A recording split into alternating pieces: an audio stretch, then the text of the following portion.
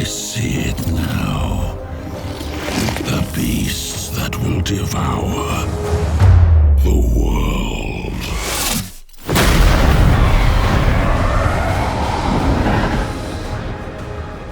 Whoa, alright then, that intro music was maybe a little bit much for what will essentially be a video of three guys sitting in front of the Warhammer table talking strategy games. Anyway, we're about to dive into some further detail regarding Total War Warhammer, and it'll help if you've read the preview already, as we're going to expand on some of the things that we saw in the demo.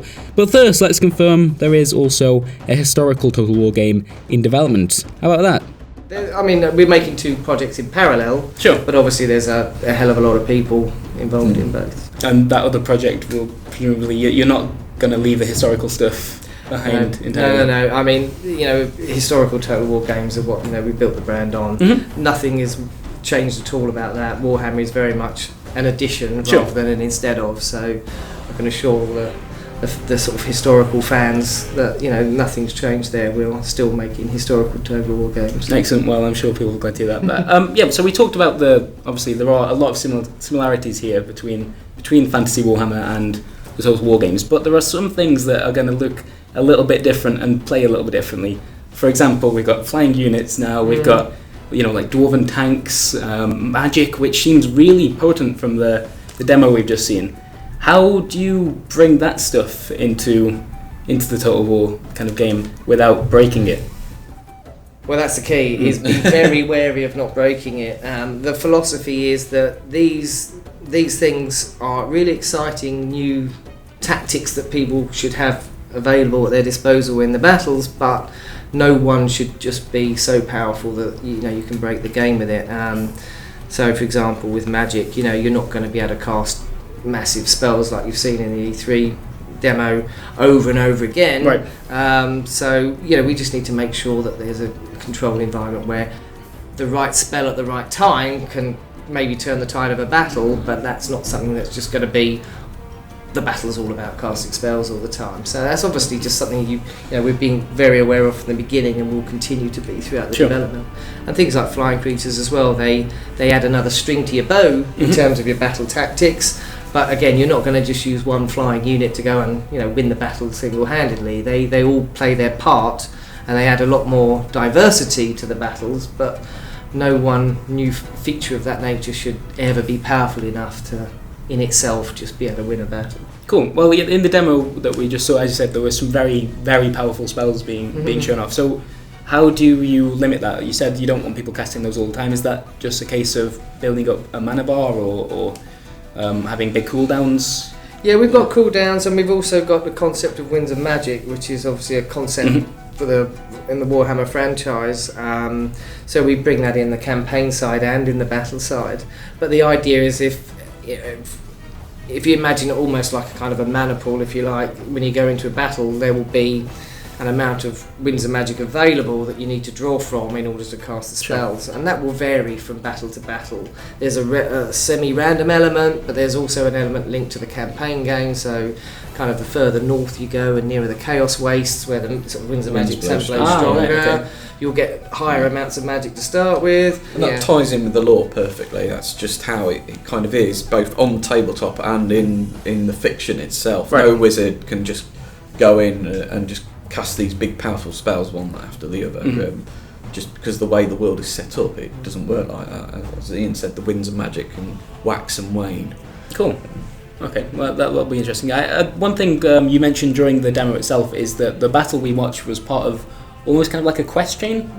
How does that work? That's something new for Total War. We haven't seen that. Well, it's a way of bringing in narrative into what is a sandbox game and will remain a big sandbox game where you can do all these endless possibilities. But the Warhammer IP, because it's such so rich and it's so full of these stories, as we know, there's a massive novel series.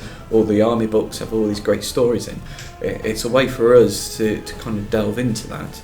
And so we're going to have these quest chains that if you're playing Cold Franz, you can go on a quest chain. The reward there will be these magic items, like Blackfly Pass. You will get the Warhammer, Galmaraz. As Andy says, it's just a brilliant way of us being able to introduce this narrative and the storyline from these rich characters without breaking the sandbox dynamic, because we don't want to push people along a linear path. One of the ultimately replayable nature of Total War game is that it's a sandbox environment. Absolutely. You can play it differently, however you want to play it. Okay, so moving on from that to the grand campaign itself, how is that set up in comparison to a normal Total War game? There are fewer factions right here than a traditional Total War.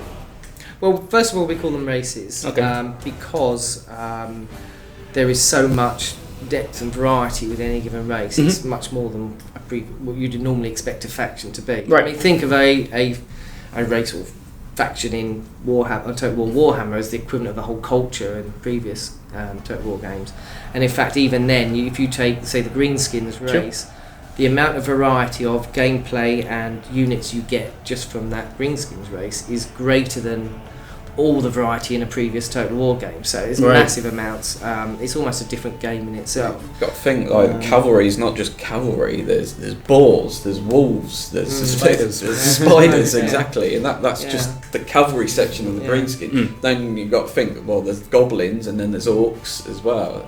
I mean, the variety is mind-boggling, isn't it? So there's 4 playable races of that nature, and I mean, so that's Greenskins, Empire, Vampire Counts, and Dwarfs in our first Tempo release. I mean, but there are other flavours of sub-factions, if you like, populating the world. So that's the playable races that we've announced so far. So they're not the entirety of what you'll see on our campaign game. It's a lot more diverse world than that sounds. Sure. You know what I mean? Yeah. Well, I mean, from the initial reveal trailer that you guys showed off, it gives the impression that Chaos are going to play quite a big role in that as well. It's Warhammer, isn't it? Yeah, you'd hope so. You'd hope so. So I mean, just in terms of the political situation on that map, how are the races? Obviously, they're acting very separately, but are they looking to kind of work together against the chaos threat, or is it every man for himself? Get to that place, it's possible, I suppose, in a sandbox way. Yeah. Ultimately, I'm thinking kind of like the Huns in Attila, like it's that everyone's kind of freaking out and trying to figure out how to stop them. Is that a comparison? Kind of. I mean, yes, there will be an overriding chaos threat.